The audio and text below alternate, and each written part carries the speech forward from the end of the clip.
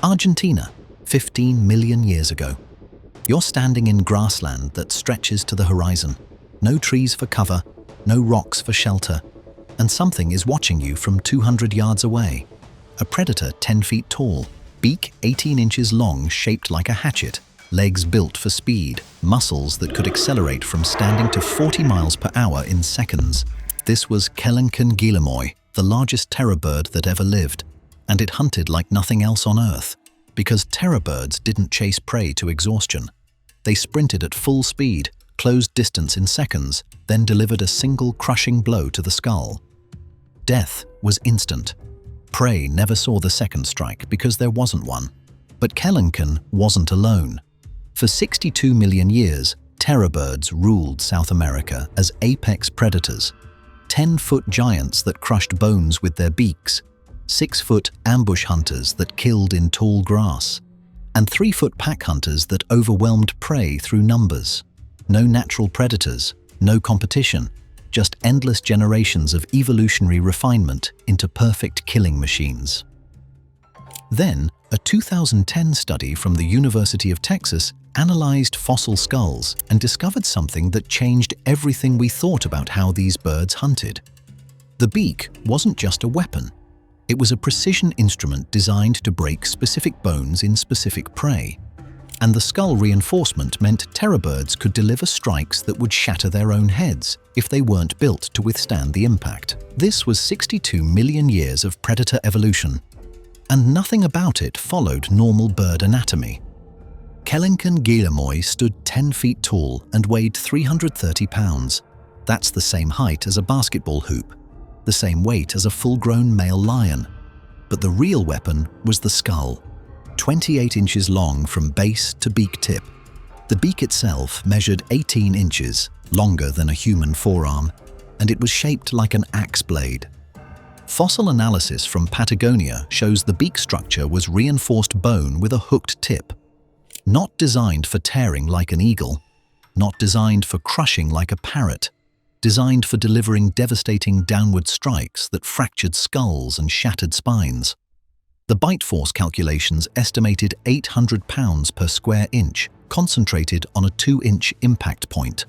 Talk about precision killing. A 2010 study from the University of Texas, led by Dr. Lawrence Whitmer, used CT scans on terror bird skulls. They discovered the bone structure included internal struts, reinforcement beams that distributed impact force across the entire skull. When the beak struck prey, the shock absorbed through the skull instead of concentrating at the connection point. That meant terror birds could hit harder than any bird before or since without suffering brain damage. The legs were engineered for explosive speed. Fossil leg bones from Argentina show muscle attachment points 3 times larger than modern ostriches. And ostriches run 45 miles per hour. Terror birds had 50% more muscle mass in their legs. Biomechanical studies estimate top speed approached 50 miles per hour for smaller species. The larger species like Kelenken couldn't sustain that speed, but they didn't need to.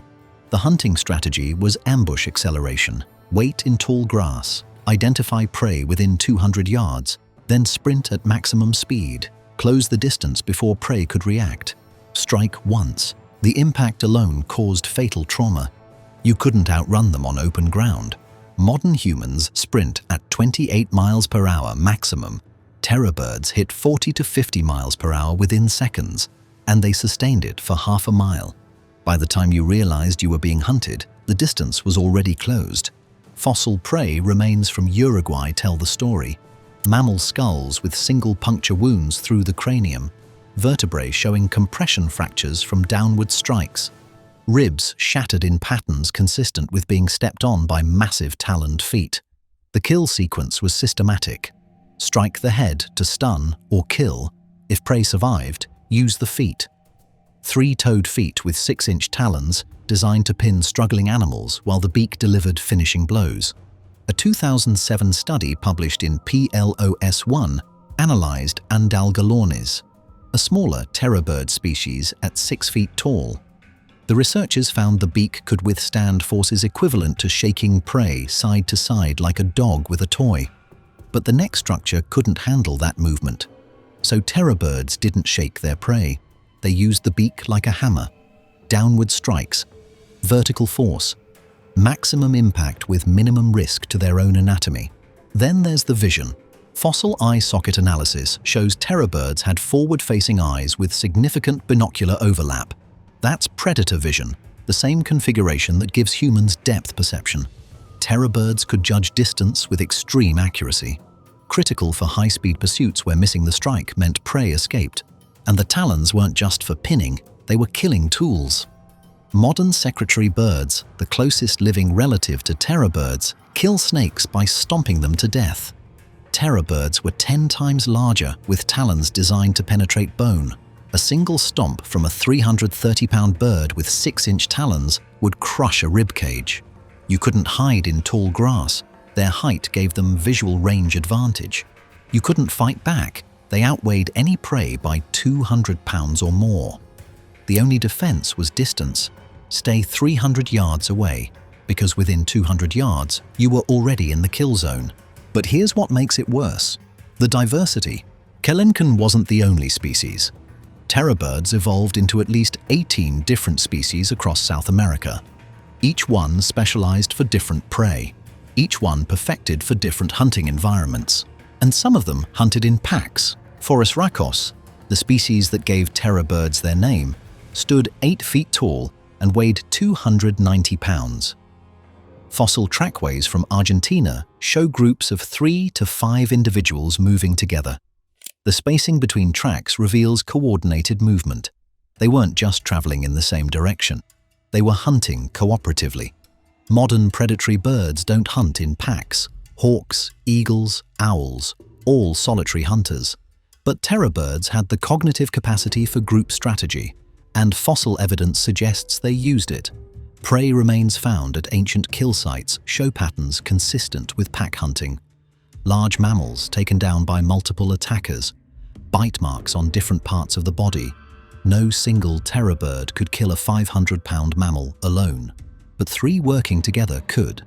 Talk about evolutionary cooperation. Then there's Titanis walleri, the only terrorbird that made it to North America. Fossil remains from Texas and Florida date to 5 million years ago. This species crossed from South America to North America during the Great American Interchange when the continents connected. And it brought apex predator skills to an ecosystem that had never seen anything like it. Titanis stood 8 feet tall and specialized in ambush hunting in forested environments.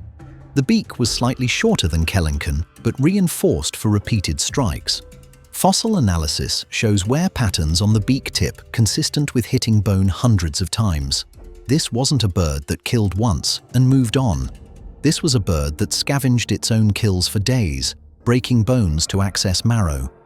A 2005 study from the Florida Museum of Natural History analyzed Titanis leg bones. The structure showed adaptations for sudden direction changes, critical for hunting in forests where prey could dodge around trees. The toe joints had extreme flexibility. The ankle bones showed reinforcement for lateral stress. Titanis could pivot mid-sprint without losing speed. You couldn't escape by zigzagging. The bird turned faster than you could change direction. But the nightmare species was Lalawavis scaglii. Discovered in 2010, this 4-foot-tall terrorbird had the most developed hearing of any species. Fossil analysis of the inner ear structure showed cochlear development comparable to modern owls. This bird hunted by sound. It could detect prey moving through undergrowth from 100 yards away. And the lightweight build meant it could accelerate even faster than the larger species. Imagine being hunted by something that heard your heartbeat from across a football field. That ran 50 miles per hour through dense vegetation. That struck from directions you couldn't predict because it was tracking sound, not sight. And these species coexisted. Fossil sites from Argentina show remains of Kelenken, Phorusrhacos, and smaller species in the same geological layers. Different sizes, different hunting strategies, different prey preferences. No competition because each species occupied a unique ecological niche. The 10-foot giants hunted large mammals in open grassland. The 6-foot species hunted mid-sized prey in forests. The 4-foot species hunted small animals in dense undergrowth. Every environment had a terrorbird. Every prey size had a specialized predator. For 62 million years, there was no escape. Then, a 2016 study from the University of Montpellier revealed exactly how terror birds achieved their dominance. Researchers led by Dr. Claudia Tambusi analyzed fossil remains from 25 million years ago, the peak of terror bird diversity. They discovered the birds had evolved hollow bones like modern birds, but with internal cross-bracing that maintained strength while reducing weight. A Phorusrhacos skull that should have weighed 8 pounds based on size only weighed 3 pounds because of the hollow structure. That weight reduction had massive implications. Less head weight meant faster acceleration during strikes. Less overall body weight meant higher top speeds. The birds could be larger and more powerful while remaining fast enough to catch prey that outweighed them. But the real revelation came from bite force analysis. Using finite element modeling, researchers calculated that Kelenken could generate 1,200 pounds of force at the beak tip. That's 3 times the bite force of a modern eagle. And because the force concentrated on a 2-inch point shaped like a blade, the effective pressure exceeded 3,000 pounds per square inch. For comparison, that's enough pressure to crack a bowling ball. Apply that to a mammal skull, and you're looking at instant fracture. The prey didn't feel pain, didn't suffer. The strike killed before nerve signals reached the brain. A 2018 study published in Current Biology analyzed terror bird brain structure using CT scans of fossilized skulls. The findings showed enlarged optic lobes, the brain regions responsible for processing visual information. Terror birds had vision processing capability 40% larger than modern predatory birds. They could track fast-moving prey with extreme precision. But the cerebellum, the region controlling balance and coordination, was even more developed, 50% larger than expected for their body size. That level of development is seen in modern birds that perform complex aerial maneuvers. But terror birds didn't fly. They used that coordination for high-speed pursuit on the ground, navigating obstacles at 40 miles per hour, adjusting strike trajectory mid-attack, maintaining balance during the violent deceleration when the beak impacted prey. Then, a 2020 study found fossil evidence of terror bird hunting behavior preserved in volcanic ash from Argentina. The fossils showed a Phorusrhacos in mid-strike position, beak extended downward, neck muscles contracted, feet positioned to absorb landing impact. The prey, a mammal about the size of a sheep, showed skull fractures matching the beak position. This was a snapshot of the kill moment frozen for 12 million years. For 62 million years, terror birds ruled South America with zero competition. From 62 million years ago until 15,000 years ago, these birds were the dominant land predators. That's longer than any mammalian predator lineage in history, longer than big cats, longer than bears, longer than wolves. The dominance came from timing and geography. When the dinosaurs went extinct 66 million years ago, South America was an island continent, separated from North America and Antarctica by ocean, and the ecological niches left by dinosaurs needed filling.